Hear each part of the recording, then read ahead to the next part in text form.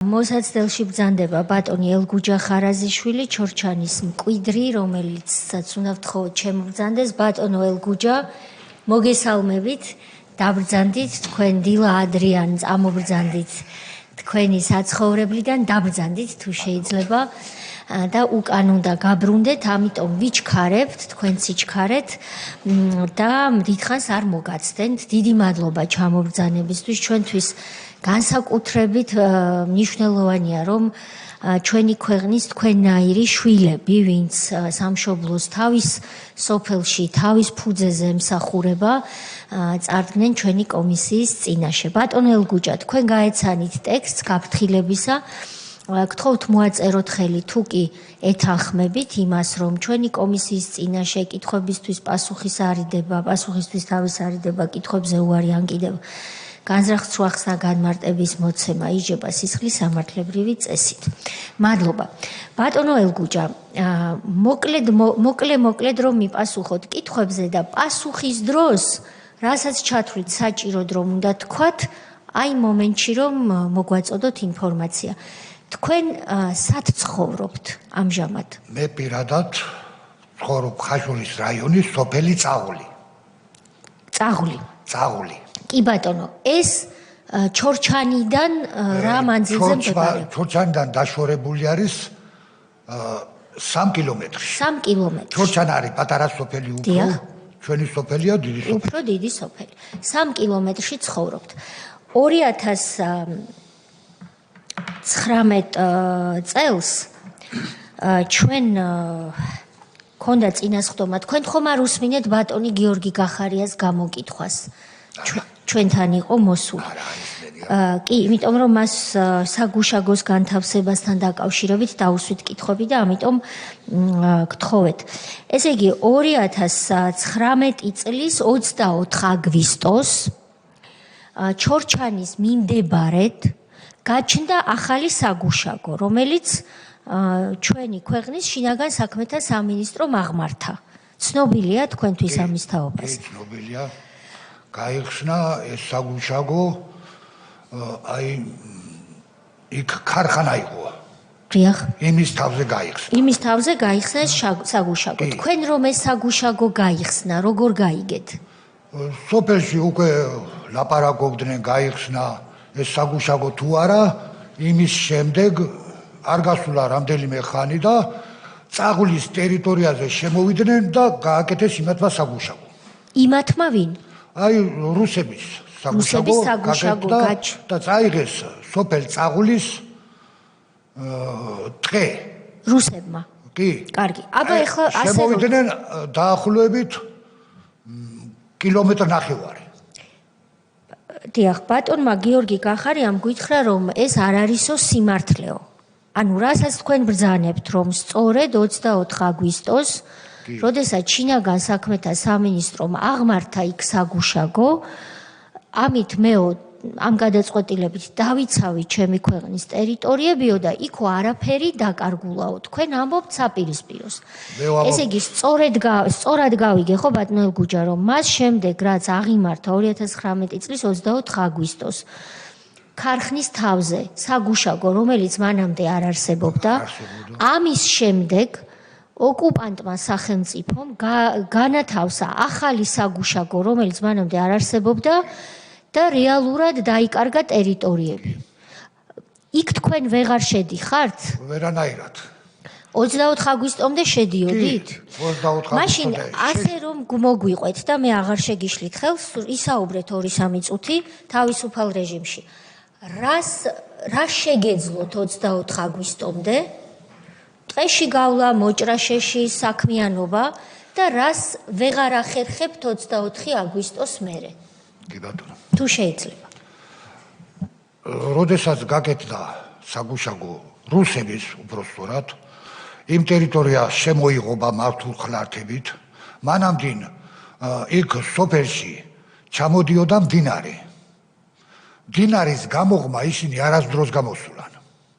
მაგრამ იქ რომ გაკეთდა ჩვენებმა რომ საგუშაგო გააკეთეს, იმის მერე ამათმა შემოიწიეს კილომეტრი ნახევარი, ეს მდინარეც გადმოლახეს და მანამდე ამ ტყით სარგებლობდით სოფელი, შეშა იქიდან გამოგქონდა. ჯონჯოლზე დავდიოდით. კი ბატონო, პირუტყვი დაგხვანდა. ახლა ვერანაირად ვეღარ შევდივართ იქ, ყველანაირი აკრძალულია, ერთსა ისიც კი უთხრეს წყევს, რომ რუსმა სალდატმა, რომ 200 მეტრზე არ მომიახოთო თუ გესვლიო. თქვენ თვლით, რომ ეს ტერიტორიები დღეისათვის დაკარგულია.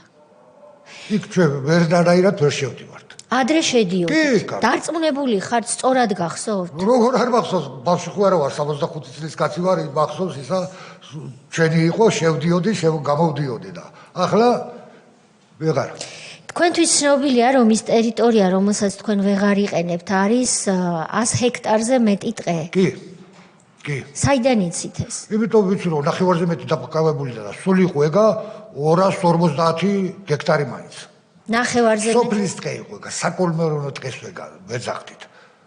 თქვენ გახსოვთ კოლმეურნეობის? როგორ არ მახსოვს? და იქიდან იცით? კოლმეურნეობა. კი ბატონო. და იქიდან სარგებლოდით, მუდამ დაჟე 1-4-5 სოფელი კიდე გარშემოსოფლები მწყით სარგებლოდით. ტყის გარდა სახლებიც ხომ არ წაიღეს მავთულ ხლარში ხომ არ მოაქციეს? არა, სახლები არ იყო. ან სხვა სავარგულები, ან საბოსტნე, ან არა, სავარგულები არა, იყო აი საშენი მასალის კარიელად ვიყენებდით რა. აი სამშენებლო მასალად ვიყენებდით. რა იყო იქ, რა ამოდიოდა, კირქვა თუ? ინერტული მასალა იყო. ინერტული და მასალა. ბეტონს ვასხავდით რაღაცა. ვეღარ იყენებთ. ვეღარ დაკავებული აქვს იმათ. გასაგებია. კითხვები თუ არის ბატონ ელგუჯასთან. ბატონი სოზარი. თვითონ ეს საგუშაგოები, აი რო წარმოვიდგინოთ, რაც შემოიწეს. სოფელთა მიმართებაში როგორ დგას მაღლობზე, ზემოდახურებს, ანუ პრაქტიკულად აკონტროლებენ სიტუაციას, ხო, რაც მანამდე არ ყოფილა. მანამდე ისეთ თუ დადიოდნენ სოფელში, თუ შემოდიოდნენ, თუ არ შემოდიოდნენ რუსები. აი მდინარე საკეთ არასდროს არ გადმოსულა. კი ბატონო, მადლობა. ბატონ ელგუჯას კითხვას დაუსვამს ბატონი თენგიზი და ბატონი ირაკლი. ბატონ ელგუჯა, მოგესალმებით პირველ რიგში, მადლობა მობრძანებისთვის. ახლა მე მაინტერესებს ასეთი რამ, ის საგუშაგო იცით თქვენ, ჩვენებმა რაც აღმართეს. ის რაიმე უსაფრთხოებას თქვენსას ან პრევენციას უსაფრთხოებისა უზრუნველყოფს ახლა ამჟამად? აი რამე დანიშნულება აქვს? არაფერი დანიშნულება იმას არ აქვს. ქართულ საგუშაგოზე კი, ქართულ საგუშაგოზე ვამბობ. არაფერი დანიშნულება. რომელსაც ისინი ამბობენ, რომ ეს იყო ჩვენი გამარჯვება და უსაფრთხოების უზრუნველყოფა. რამეს უზრუნველყოფს? არაფერს.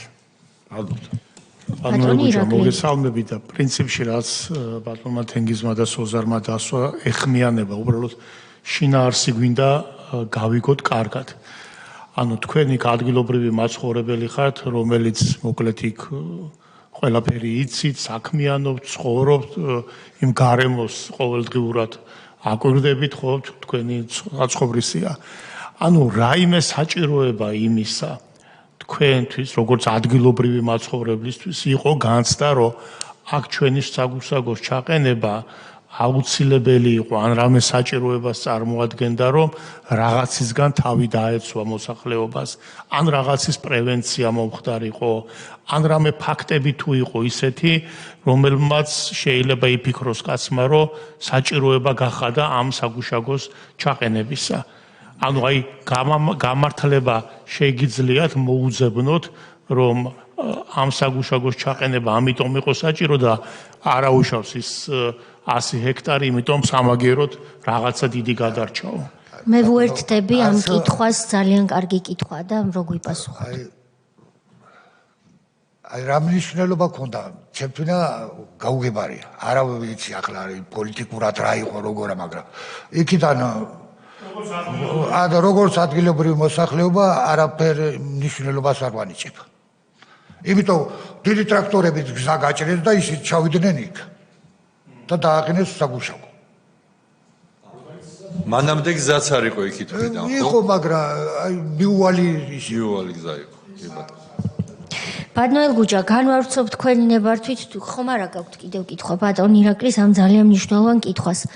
მაგალითისთვის თქვენ ხომ არ შეგიმჩნევიათ იმ ტყეში, რომელიც თქვენ თქვით საკოლმეურნეო ტყე იყო, ხლა ეს აკაცუკი რას გაიგებს საკოლმეურნეო ტყე რა არის არ გვაქვს ამის ახსნის დრო ამაზეც ვფიქრობ ხოლმე რომ აუხსნათ რაღაცეები მაგრამ ნუ ამის დრო არ არის საკოლმეურნეო ტყე იყო საკოლმეურნეო ტყეში ესეთი ტყეა ყველა სოფელში ქონდა ასეთი ხო ზეპირად იცი ლამის ადამიანმა რომელი ხე სადგას ხო ხო ბავშვობიდან იცი ხომ არ შეგიმჩნევიათ აი რაც ბატონმა ირაკლიმ მკითხათ მანამ სანამ საქართველოს ჩააყენებდა შინაგან საქმეთა სამინისტრო საგუშაგოს ან ხეზე ნიშნულები რომ ვიღაცა მეორე მხარე აპირებდა ამის მიერთებას წაღებას ჩვენ მხარეში არა არ შემიძლია არანაირი მტრული აქტივობა არ შეგიმჩნევით დარწმუნებით იცით მაგალითად ხეებზე ყვითელი ნიშნულები რომ ვიღაცას უნდა ამის წაღება მავთულხლართის გავლება არ შეგიმჩნევით